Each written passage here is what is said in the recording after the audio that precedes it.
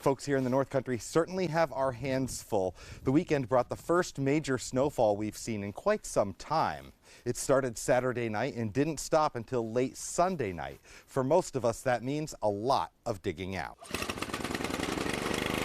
It started Saturday night, came out every few hours, kept on top of it, so it's pretty good now. All over town Monday, people were out trying to clear the snow, whatever your tool of choice.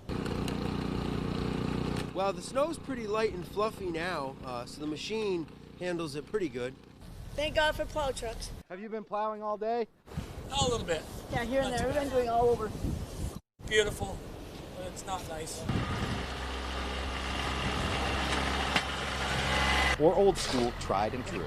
Really good exercise, awesome exercise. Monday was certainly the day of digging out. Be here for at least another few hours. At least a foot of snow on top. And just the tires would not spin. So she was stuck for a little bit. We got it out though. One of the big challenges here in the city of Plattsburgh, you finally get your driveway shoveled out, and within minutes the plow comes along and pushes it all right back in. I think I've done this entrance at least a dozen times by now. Welcome to the North Country. In Plattsburgh, Matt Law for Fox 44 News.